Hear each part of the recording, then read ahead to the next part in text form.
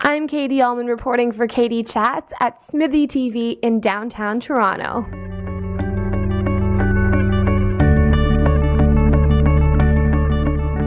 Hi, I'm Katie Allman reporting for Katie Chats in downtown Toronto with comedian Evan Carter. How did it feel to be called the Bill Cosby of Canada? Well, it was quite an honor, and it was given to me by Don Herron, who's a comedy legend, and Charlie Farquharson and all that. We were working together at a theater in Moncton, and after seeing my show, he put that moniker on me, and it's pretty nice. Absolutely. Yeah. Tell me a little bit about what it was like opening for Marvin Gaye. Opening for Marvin Gaye was like one of the first big outdoor shows that I ever did. It was really a lot of fun. Now, at the time, it was quite stressful. But, you know, I showed up, and it was outdoors at the CNE in Toronto. It was 8,000 people outdoors. He was on his sexual healing tour. And the show was running late because, unbeknownst to all of us, and of course the audience, there was a bomb scare. And so they finally said to me, okay, listen, you're just going to have to go out there. And while I was on stage, the police were going through the audience and around the stage with the sniffer dogs. But you know what? It's a great story to tell, and it was a little stressful at the time, but it was a lot of fun, and I'm glad that I did it. While you were on stage, did you know that there was a bomb scare happening? Yes. Whoa! And were your jokes as funny? Yes, I seem to have a good edge that day. There was a good deal of fear in the delivery, and it worked, so it was fine. And you were on the Shopping Channel for many years. Yes. What was the best part about that experience? The best part was working with the crews, working with the number of amazing guests that came along. Ivana Trump, and of course you've got, and I forget her name right now. Susan Powter. Susan Powter, that's who it was. And she was great, and it was just really neat. All the great guests, and Tony Little with the ponytail and the pump up, and you know what? I met a lot of interesting people, got to work with a lot of great people, and that was a lot of fun. And you seem to get a lot of your material in terms of your comedy from your family and sort of day-to-day relatable things. Can you tell me a little bit about your process in terms of how you craft your jokes? Well, I start off from the belief that we're more alike than we are different.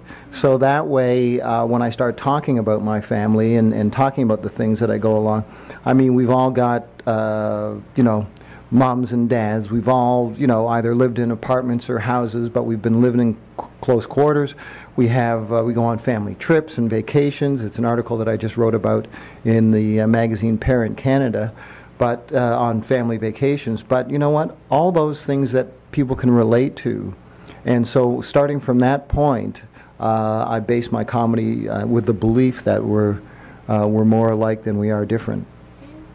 What is it like teaching at Second City, and how do you transition between performing your stand-up and doing corporate events and then also going back to teach as well? It's great, and actually I learn as much from the students as they're hopefully learning from me. And it's a course that I helped put together with Ted Basilian and Steve Levine about 3 years ago. And now Jim McAleese, another fine comic, has joined the mix. And we just get out there and we just work the process with people. And I really have the belief that you can't make somebody funny, but you can make them funnier and give them some structure. And that's how I like to go through the process. And everybody's different. You know, there's storytellers, there's those who do the one-liners, there's the basic setup punchline kind of comics. So everybody's different, and I try to work from that basis and just mold them as individual performers and not in a cookie cutter form. But it's a lot of fun. Cool. And over the years, you've opened for a lot of very famous acts, yes. Like Marvin Gaye and the Temptations. Have there been any specifically that have been your all-time favorite? Wow, it was really a lot of fun working with Gladys Knight.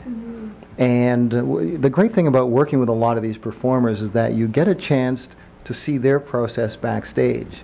And a lot of them are at the highest of their professional levels. And you just see them and watch them work. And watching Gladys Knight get ready for a show was really, really an interesting process. And it just taught me to block everything out before a show And the main thing, the main purpose you are there, of course, is the show. So don't bring me any other problems. I don't want to talk about anything else. We've got a show to do. And watching her go through that process has really helped me a lot. And what are your goals for the future? My goals for the future are, continue expanding on my corporate events that I do. I like doing the corporate retreats and conferences. Continue working with Second City. That's always a lot of fun. And just keep churning out more material. And, I'd like to put something. I love doing radio. And fortunately, that's passed along to my oldest daughter, who is at a radio station out in Vancouver. And my youngest daughter wants to get into television production, and she's a wonderful writer. So it's all, nurturing them along is really nice, and watching them get off and off on their own 2 feet is a lot of fun. And, I'm going to be 57 in a couple of days, and I've been in the business for about 35 years, and I'm still having a great time. What advice would you give to an aspiring comedian? Have fun.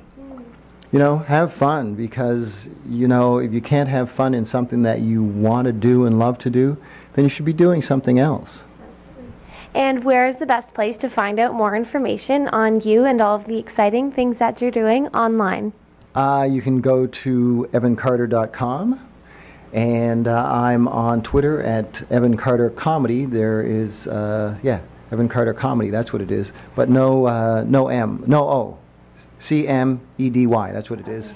I make these things up, and then they go. But that's where they go. Did I mention I was turning 57? So I was. So that's where that is on Twitter and evancarter.com, and look for me on YouTube, and listen for me on many of the radio stations that I work on from time to time.